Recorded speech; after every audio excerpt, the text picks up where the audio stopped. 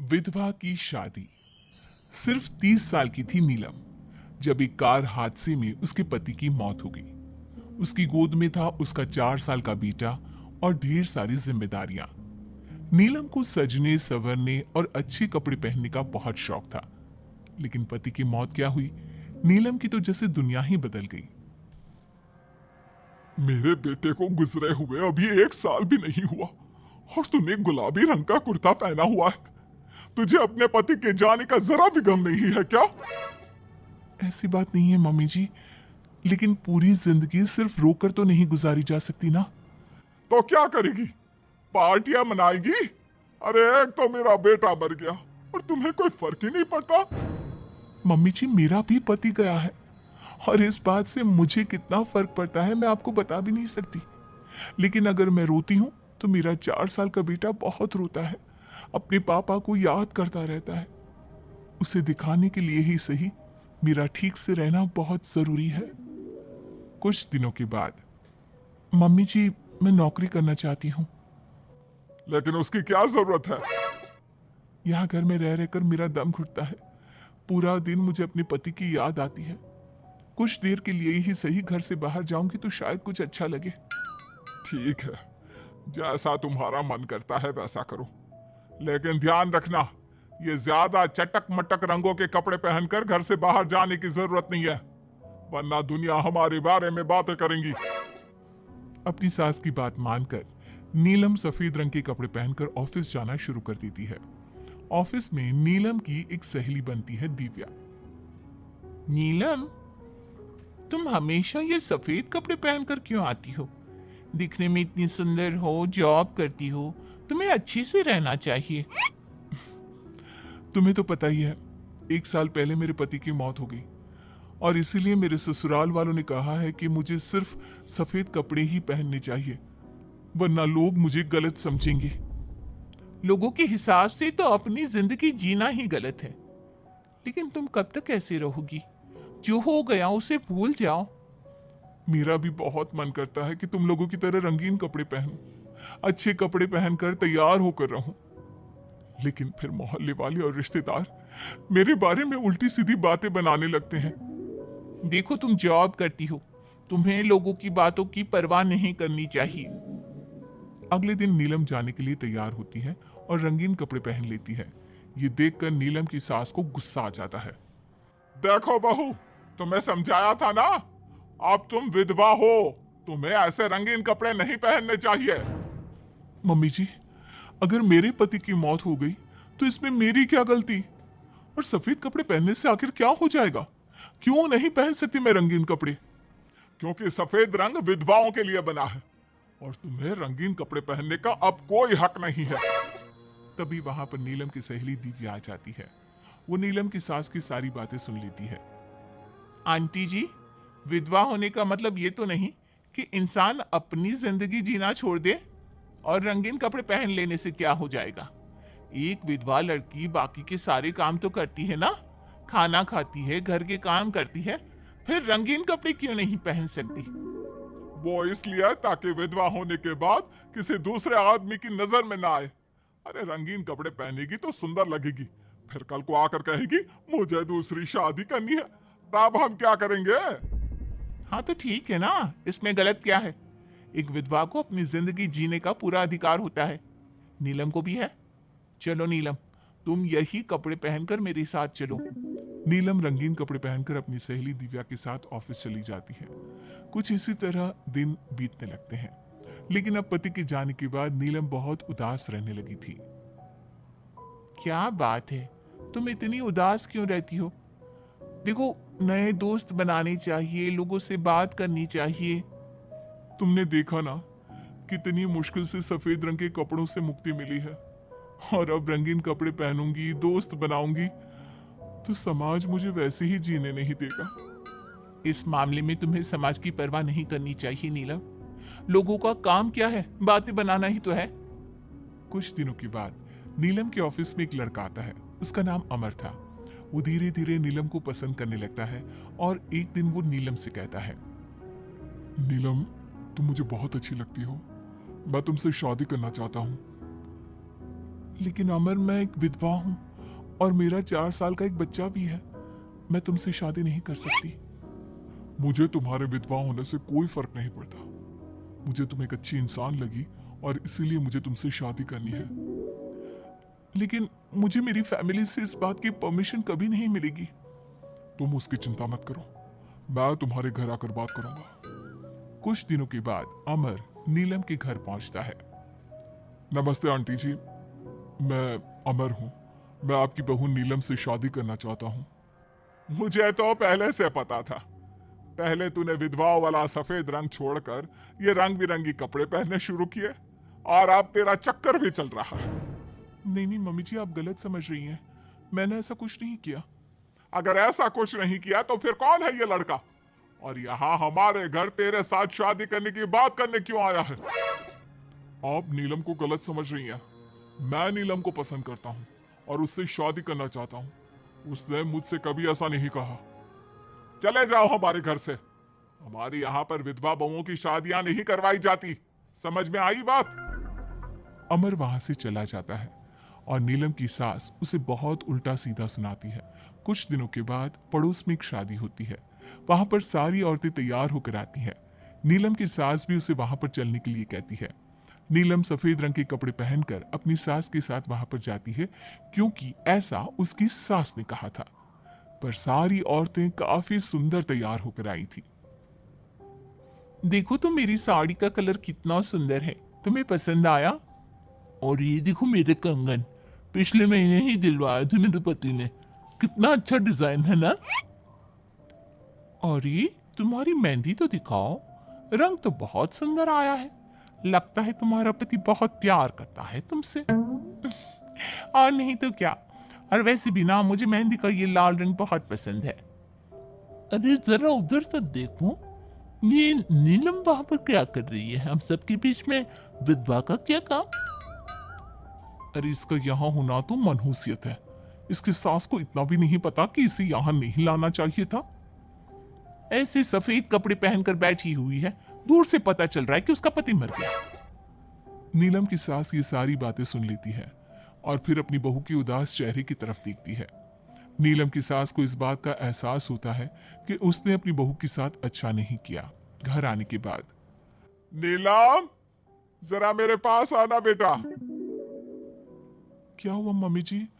मुझसे कोई गलती हुई है क्या? लो बेटा, बहुत सुंदर सुंदर और रंगीन साड़ियां हैं, ये सब तुम्हारे लिए। और सुनो, वो जो लड़का उस दिन घर आया था ना, क्या नाम था उसका? अमर। उसे कहना कि वो मुझसे आकर मिले। लेकिन अचानक क्या हुआ मम्मी जी? सब ठीक तो है ना? आप ये कपड़े मुझे क्यों दे रही हैं? और अमर से क्या काम है? बेटा, मेरे बेटे की मौत के बाद भी तुम मेरा इतना ख्याल रखती हो, नौकरी करती हो, पैसे कमाती हो। आज जब उस शादी में मैंने दूसरे लोगों की बातें सुनी, तब मुझे इस बात का एहसास हुआ कि विधवा होने के बाद भी तुम्हें जीने का अधिकार है। मम्मी जी, मैं कुछ समझी नहीं। देखो बेटा, जो चला गया वो चला गया, लेकिन आज के बाद तुम रंगीन कपड़े पहनोगी, खुश होकर रहोगी। और हाँ, मैं खुद तुम्हारी शादी अमर के साथ करवाऊंगी। लेकिन मम्मी जी, आप ये सब क्यों कर रही हैं? मैं तो आपके कहने पर सफेद कपड़े पहनकर शादी में गई थी। वही तो बेटा, मुझे अच्छा नहीं लगा। और ऐसा तो किसी किताब में नहीं लिखा कि विधवा होने के बाद एक लड़की को सिर्फ सफेद कपड़े पहनने चाहिए। अगर तुम ससुराल में रहकर अपनी जिम्मेदारी उठा सकती हो, तो फिर अपनी जिंदगी में सारी खुशियों पर भी तुम्हारा अधिकार है। नाचने वाली से शादी। दिनेश एक बार अपने दोस्त अमर की शादी में उसके गांव गया। दिनेश और उसके दोस्त शादी में जमकर मजे कर रहे थे। अमर की शादी में एक नाचने वाली लड़की भी आई थी, जिसका नाम था अमृता। उसका नाच देखकर वो लड़की दिनेश को बहुत पसंद आ जाती है। जब वो लड़की शादी में डांस करके वहां से जाने लगती है, तो दिनेश उसके पास जाता है। देखो, तुम मुझे बहुत पसंद हो, तुम बहुत अच्छा डांस करती हो। जी शुक्रिया, डांस की बात तो सही है, लेकिन आप मुझे पसंद करते हैं, ये बात समझ में नहीं आई। इसमें समझना कैसा? मैं तुमसे शादी करना चाहता हूँ। हाँ आपको पता नहीं क्या, मैं नाचने वाली हूं और हम जैसी लड़कियों से कोई शादी नहीं करता।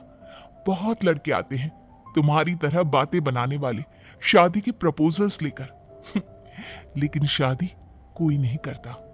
कौन करेगा मुझसे शादी? मैं सच कह रहा हूं, मैं सच में तुम्हें बहुत पसंद करता हूं और तुमसे शादी करना चाहता हूं।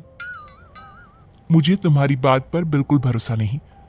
अगर तुम सच में मुझसे शादी करना चाहते हो तो अपने माँ बाप को साथ में लेकर आना।